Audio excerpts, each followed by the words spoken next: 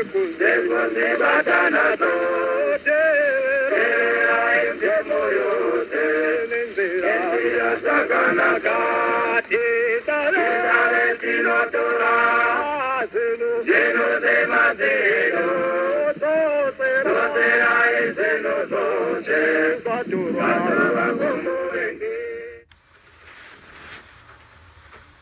evening, fellow Zimbabweans.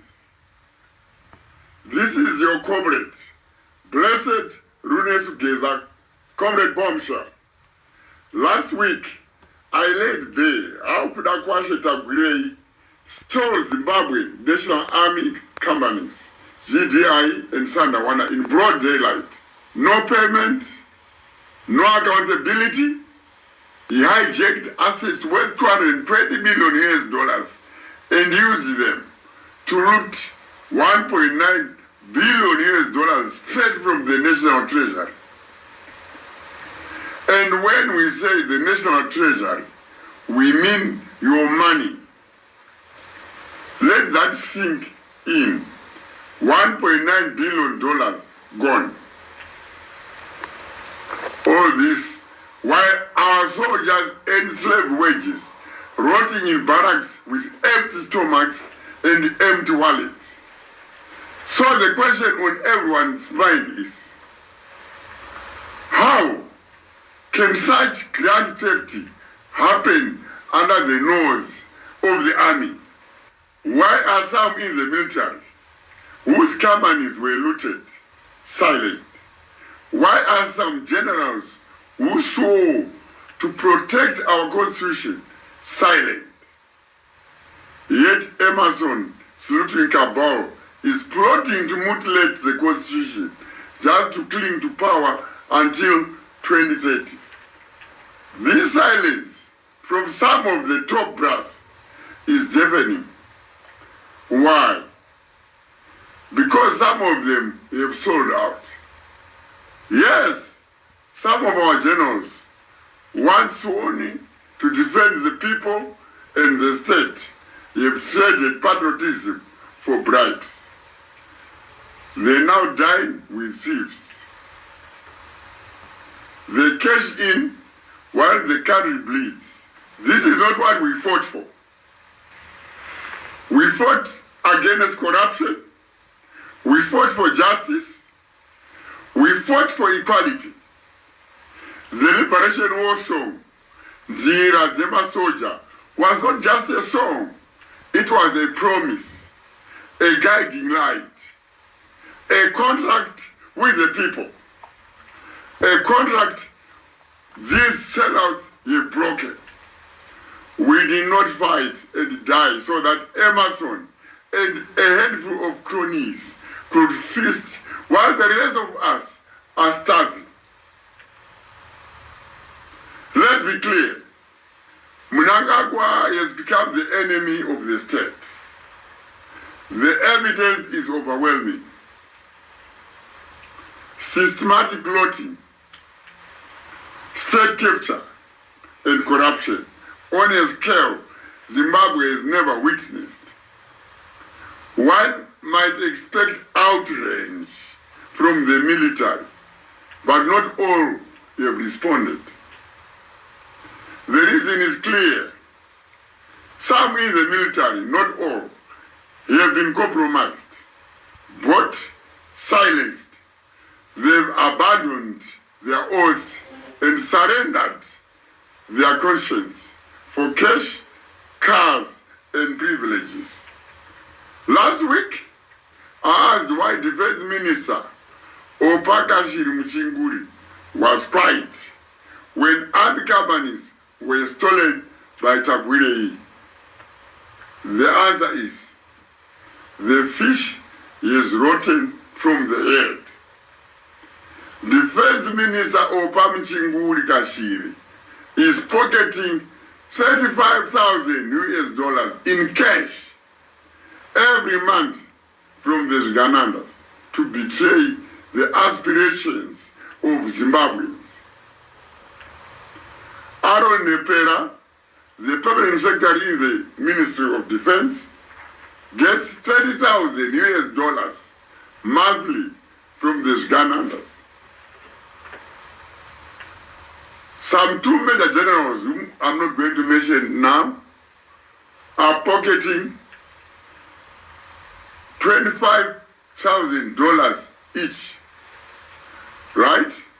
Brigadier General Monda, Commander Presidential Guard, is also pocketing $25,000 every month.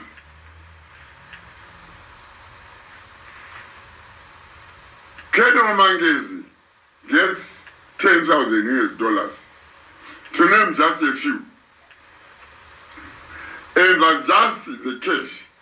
They are also showered with flash cars, fuel, farm equipment, while ordinary soldiers survive on peanuts. Let that sink in. They suffer, their families suffer, but their bosses are protecting the regime. This is why the defense forces are falling apart. Suppliers have stopped delivering due to non-payment. Soldiers eat rotten meat, bought at $15 a kg, while some of the generals feast on ill-gotten money. Even basics like bond paper have become a luxury. The road is that deep. And now, they've cooked up another scam, Agrifora, another hollow project by the Zviganandas to bypass established systems and loot. This is not a defense force anymore. It's a feeding trap for the few, while the rest are ordered to shut up and obey. The fallen heroes should be turning up in their graves. They died for nothing. The land reform they fought for is about to be reversed by Mnangagwa in Tagwirei through their dubious cycle deep scheme using a parallel government structure. But here is the good news. The progressive security forces within the military are rising. They've seen the betrayal. They know the constitution has been spat on. They are stepping up and they are not alone. Mnangagwa is going and going very soon. There is no two ways about it. I urge all Zimbabweans to remain patient as the progressive security forces continue with their work to liberate you. They are on the ground. And a new Zimbabwe is dawning. Muria Zimbabwe, Dini wenyu, Blessed Geza, Comrade Bombshell, ndadzoka zvekare taakutaura nerurimi rwekwamai. Vhiki yakapera mhuri yeZimbabwe takataurirana kuti kuda kwashe Tagwirei akaba makambani emauto. Munoziva kuti mauto vanhu vanoremekedzwa munyika ipi neipi. Saka zvaitishamisa kuti Tagwirei akaba zvinhu zvemauto, mauto achirapa akanyarara sei. Right, makambani acho ndakakutaurirai kuti kune inonzi GDI nana Sandawana. Right, takazoona kuti mava mune uori kana kuti mune uori hwakawandisa huri kuitika mukati mevanotungamirira ministry yedefense kana kuti ministry yatinoti yemauto nevamwe vakuru vari mumauto. Saka chakutaurirai mamiro akaita uri wacho. Right? Mori wokutanga anonzi Opa Muchinguri Kashiri, anova ndiye Minister of Defense. Opa Muchinguri Kashiri munhu anozikanwa nokupanduka, even kwaanobva kuManicaland uko unongonzwa rongo vapopoto rega rega haurirani nemaprogressive forces eikoko, haurirani namakomrades echikadzi ari ikoko. Izvi auya nazvo kuti kumhuri yese yeZimbabwe kushuruka kwamuri kuita zvimwe zvacho zviri kukonzerwa naOpa Muchinguri ari papayroll. Kana chiri papayroll ari kupiwa mari mwedzi wega wega nezvigananda inoita $35,000 US pamwedzi woga woga. NdiOpa Muchinguri uyu. Permanent secretary wake anonzi Aaron Nepera ari kupiwa $30,000 mwedzi wega wega nezvigananda. Vanhu vakatokepiwa nezvigananda. Pane mameja general maviri handidi zvangu vataura mazita avo, vanhu vakasasiyana neunhu hwavo ndichavataura, ndotokia kuti vangaurawa nemasoja. Mameja general maviri aya ari kupiwa $25,000 every month. Uyu andakutaura uyu ndiye mutengesi mukuru, commander wepresidential guard anonzi Brigadier General Munda. Ari kupiwa futi $25,000 every month. Munda uyu akavakirwa imba kana kuti akatsvagirwa imba kubhindura nezvigananda, akatengerwa mota inonzi Prado Land Cruiser new one. Mafarm implements ari kumapiwa papurazi raakatorera makamba apo nowati vakawanda munopaziva. Handiye iye ega ari kuwana mumabenefits, including mameja general andataurayo maviri ayo ari kuitirwawo the same. Right? Apart from mari yavari kupiwa, vari kupiwa zvimwe zvinhu zvakasiyana siyana zvinofanira nemafarm implements nedzimota nezvakadaro. Kuda atinoti Colonel Mangezi. Colonel Mangezi anga ari deputy commander presidential guard. Vanhu vaita makwira mhonda yekutsvaga dzvene kuna Emerson kusvikira vaitirana majerasi. Saka Mangezi wacho izvezvo haisipo, andasenda hameno kwaakakandwa kutsiri brigade uku ndokwaanenge ava kushandira ikoko. But ari kupiwa $10,000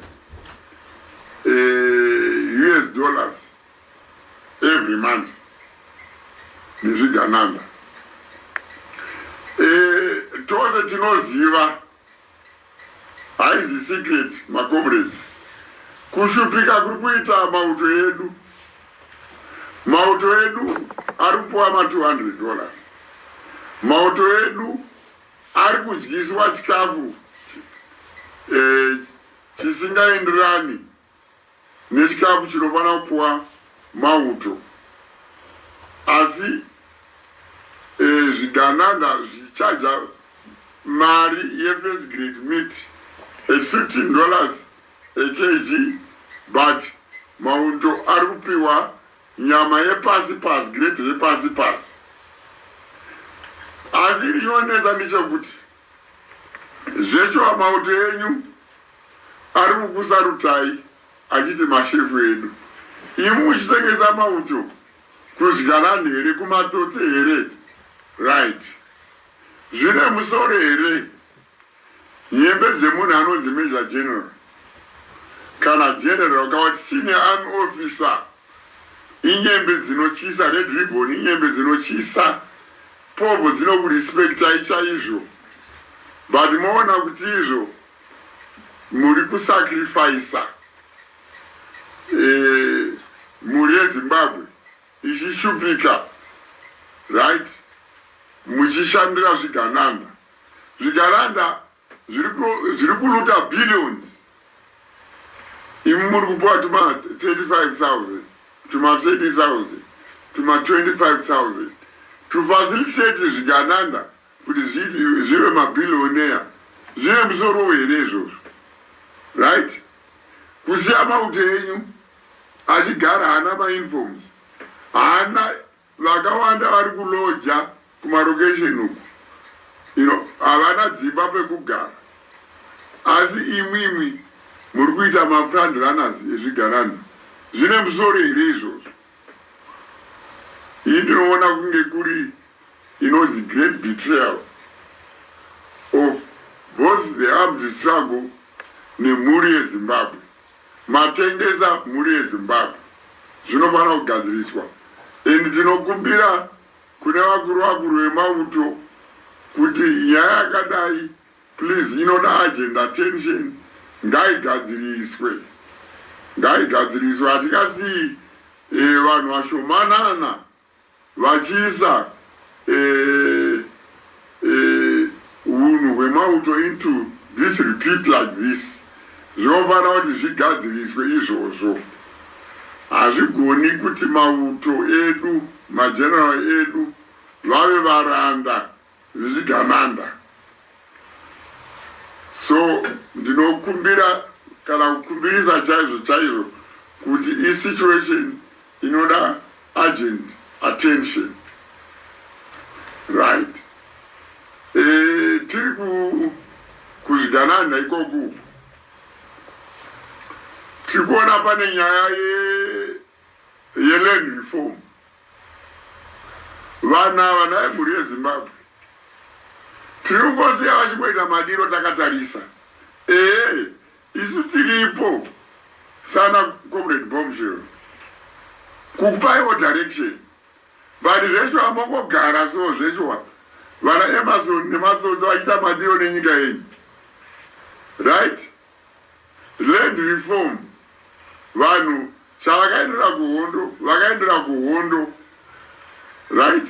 Nyaya yevhu, right? Taita nyaya yevhu tikaendesera mberi chimureka chevhu ichochi, vamugabe vari vapenyu vakasiya vachipedza, vanhu vakapuwa vhu ravo. Uya Mnangagwa, right, naNatagwirei vakuda kurivhesa nyaya yeland reform nezvimatitle deeds zviri feki. Saka isusu tiri kuti nyaya yeland reform iyi, zvimatitle deeds zvavo izvi musazvigamuchira. Inzira yekuda kukupa, right, magenzi eland reform. Inzira yekuda kupa magenzi eland reform. Vanhu ava havagute kuba. Chimwe chavanoita, vanocreata crisis. Vanobuda votaura marodzi adai munyika, zvakati zvadai munyika. But mukada kuzviongorora, by the end of the day, right, vacreata crisis iyoyo. Vanopiwa kuti vagadzise crisis iyoyo makambani avo aNatagwirei, right? Zvakafanana nenyaya dzemarodzi. Marodzi akugadzirwa, takurova bed bridge Chirundu, mashuka chaiwo. Zvino motikari muhighway yebed bridge dzinonyura muhighway yakangorogwa mbichana pakati pemasvingo neHarare, right? Mari inobva yarutwa. And chisozi chaanoita ma-indigenous companies akawanda abroker because iye Tagwire wacho hana equipment, right? Anoita subcontract vanhu iye wobhadharwa mari vogovana na-ED, right? Vayava vasubcontractor vayava havabhadhari, right? Saka vabroker havachakwanisi kana kubhadhara vashandi vavo. Saka itsotsi chairo. Last week makanzwa shamwari yaka inonzi Tinoma Chakaire achinyepera kunge ari kuhwira tsitsi mhuri yeZimbabwe kuti kumahospital akuda kumira mushe. Chatinoziva isi chokuti hama dzana Tinoma Chakaire hadziende kumagovernment hospitals, vanoenda kuchihospital chinonzi Arundel chakereke chavakabira kereke icho ndokwavanoenda ikoko. Saka ese anenge ari manyepo ekuti vagadzirire pfungwa dzevanhu kuti vatange kuti kuluta kumahospital. Matauriro atiri kuita Machakaire ataura hapana kupera 6 hours Mnangagwa haasati agara nezvigaranda zvake pasi. Pakaitwa meeting pakati paMutuli Ncube,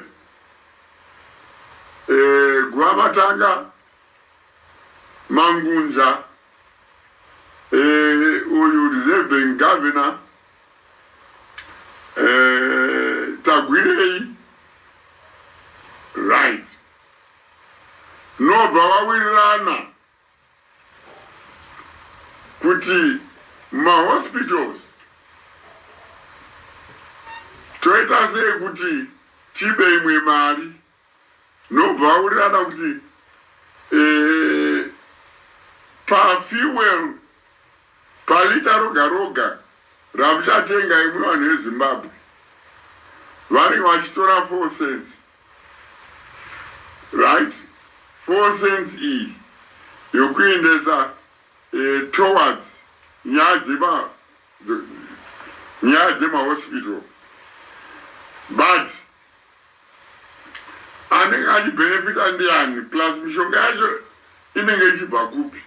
Anenge achibenefita makambani akuda Tagwirei. Saka muri kuona kuti izvo zvinhu zvose zvaanoita chinongova chisoti chega, but ichi chinondishatisa nechekuti vana veZimbabwe tenge takangotarisa tichingobirwa tichingosafiswa. Isusu tiri vana vadiki patakaenda kuhondo taitaurirwa kuti we are our own liberators, vana veZimbabwe.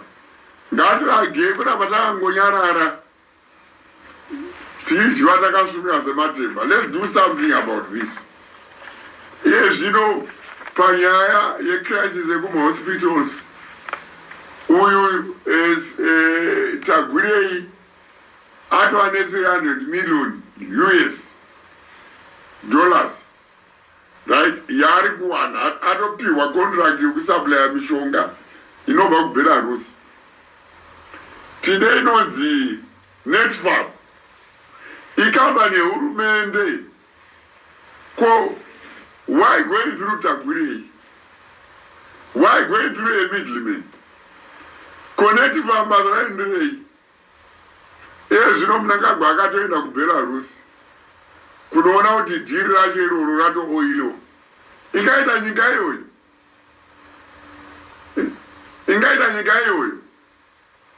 Aiwa, no, muri veZimbabwe ngatiise pfungwa dzedu pamwe chete.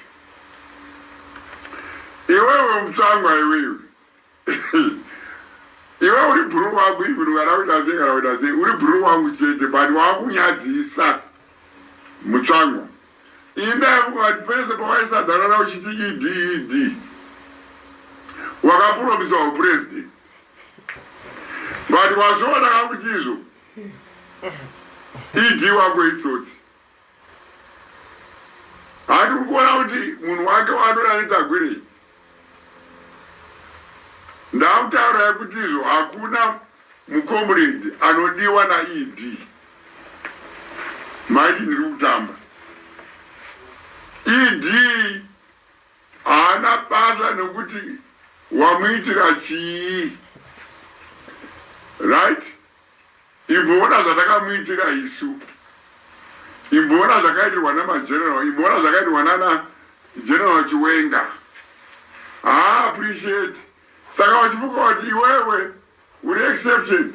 Zvinoso mukadzi wako chaiwe ari munhamo kumanika ledu achishupwa navo pamuchinguri. ED adi kuzvimisa. Adi kuzvimisa izvozvo.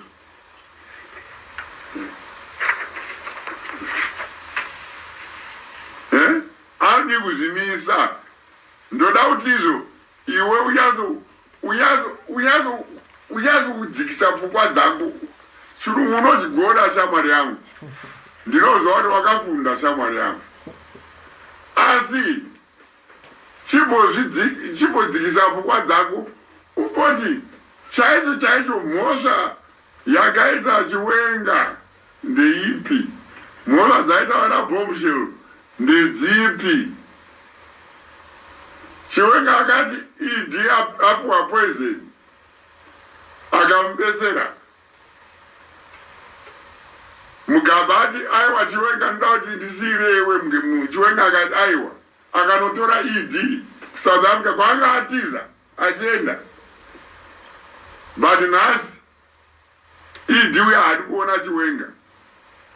Nhasi ED uya akutuma vanhu vane ma-AK kuti pamunenge maona Bombshell furai. Iwewe comrade, iwewe uchizvitsigira izvozvo. Uchizvitsigira ere pakabuda pachinzi wazodzi ndiwo wakusirwa naED taiti ndo zvauri. Hapana chauri kupira shamwari yangu. Siyana nazvo izvi. Siyana nazvo shamwari. Protect shamwari yangu Monica uyu. Monica is being exposed to the powers of hazard. Ari kutukwa nevanhu. Mabhuru aED in that matter. Iwo noramba vakanyarara. Right? Ezvo vana opa uku. You know? Vari kupa Monica hard time kumanika lane. Vanhu vose vakapira naMonica vana runyararo kumanika lane vari kushupa. Right? ED is doing nothing about it. But what about what ED? Uri comrade rudzisha vanhu. Unorinyadzisa wena usadaro. Right? Muri yeZimbabwe. Ngatirambe hedu tiri patient. Ndokukati maona zvimwe zvimingampinyi zvatakati chisakana nazvo muhondo dzedu inonzi revolution. Murevolution mune vanhu vanotengesa. Murevolution moda kushinga. Muri yeZimbabwe ngatishingei tava kusvika.